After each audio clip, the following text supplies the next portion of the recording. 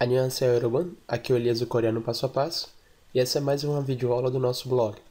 E nessa videoaula veremos como conjugar os verbos coreanos no tempo passado e no tempo futuro. Lição 18, verbos tempo passado.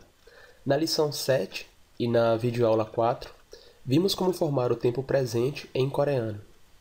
Se vocês ainda se lembram, a lição de hoje vai ser moleza, porque veremos como conjugar um verbo no tempo passado, que é bastante similar à conjugação de um verbo no presente.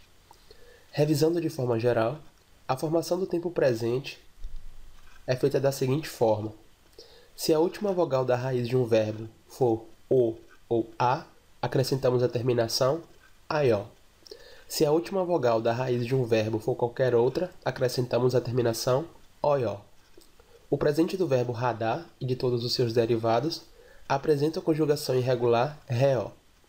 Na realidade, essa terminação aió e oió não serve apenas para a conjugação do tempo presente e do tempo passado, mas sim para se fazer outros tipos de conjugações da língua coreana que veremos futuramente. Então, é um ponto gramatical que vocês têm que ter em mente. Seguindo o mesmo esquema do tempo presente, para se conjugar um verbo coreano no passado, basta acrescentar as seguintes terminações às raízes. Assoió. Se a última vogal da raiz de um verbo for o ou a, acrescentamos assoió. Só relembrando, o que é a raiz de um verbo? Por exemplo, temos o verbo 먹다, que significa comer. Retiramos o tá, que indica o infinitivo, e sobra só a raiz, mo. Qual é a última vogal do verbo mo? Da raiz do verbo mo? É a vogal o. Então, com esse conceito fica mais fácil para vocês entenderem como é que funciona. Bem, continuando. Se a última vogal da raiz de um verbo for o ou a, acrescentamos assoió. Kadá, caçoió. Kadá, ir. Caçoió, eu fui. Cá mais assoió, caçoió. Observem que, como ocorre no tempo presente, duas vogais idênticas se juntam para que não haja repetição na pronúncia. Ou seja, o K, o A de K mais o A de assoió, que dá em K-assoió, se transforma em caçoió, porque é mais fácil de pronunciar. Todas as regras de contração de vogais que vocês aprenderam no tempo presente também são válidas para o tempo passado. A segunda terminação é ossoió. Se a última vogal da raiz de um verbo não for o nem a, acrescentamos ossoió. O verbo 먹다, como vimos anteriormente, que significa comer, se transforma em 먹었어요. Ele comeu. 먹 mais ossoió, 먹었어요. E com o verbo radar, temos ressoió. O verbo radar e todos os derivados apresentam passado irregular, ressoió. Konbu-radar, que significa estudar, se transforma em konbu-ressoió. Como dito em outras lições, a terminação yo indica que uma frase está no grau polido informal, usada entre pessoas de um mesmo nível hierárquico, mas que não são tão próximas. Para se dizer algo no grau informal, que é utilizado entre amigos, basta omitir essa terminação.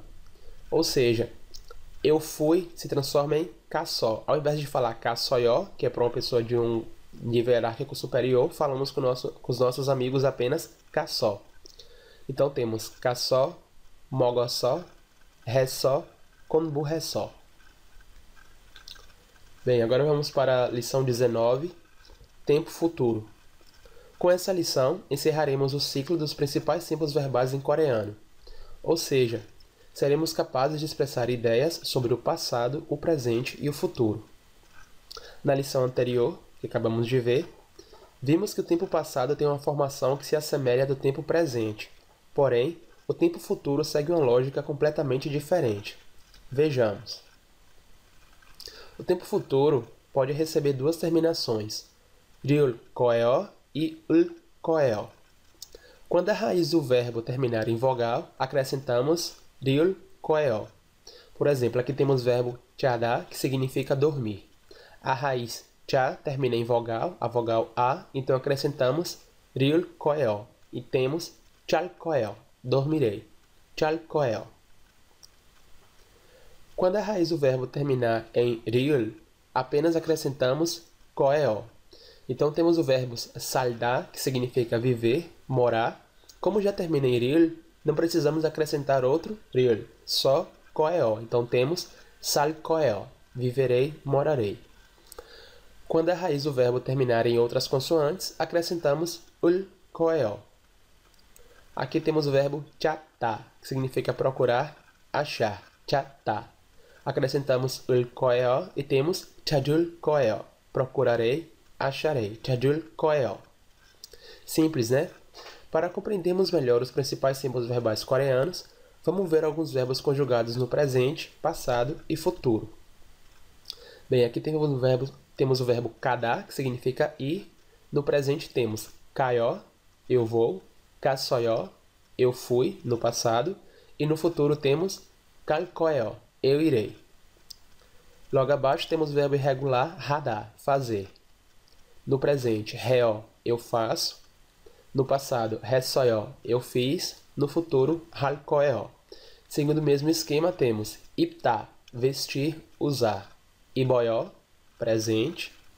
Ibosoyo, passado. Ibulkoyo, futuro. Temos também o verbo manada, encontrar-se com alguém. No presente, mannayo, eu me encontro. No passado, mannasoyo, eu encontrei. E no futuro, manalkoyo, eu encontrarei. E por fim, o verbo palda, vender. Observem que o verbo palda termina em riul. Então, no futuro, ele só vai receber a terminação koeo. Então, temos no presente parayo, eu vendo. No passado, parasoyo, eu vendi.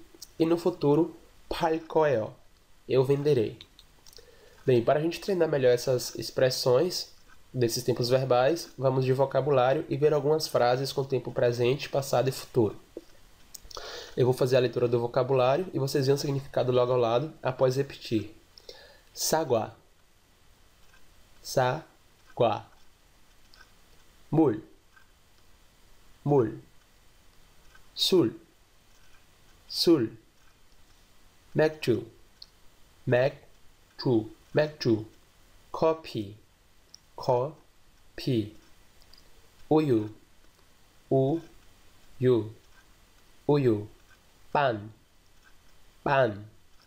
학생, 학생, 학생. 선생님, 선생님, 선생님.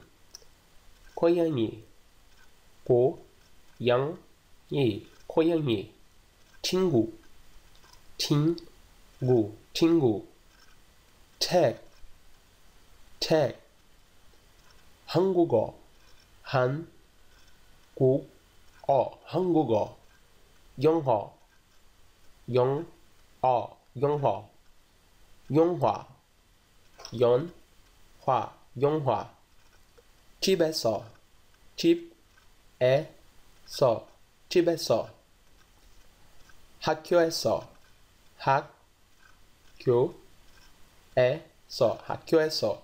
Observem aqui que nas expressões 집에서 e 학교에서, em casa, na escola, temos em português as preposições em e na, e em coreano não. Temos esse sufixo 에서, indicando que uma ação se passa em um determinado lugar. Isso veremos futuramente.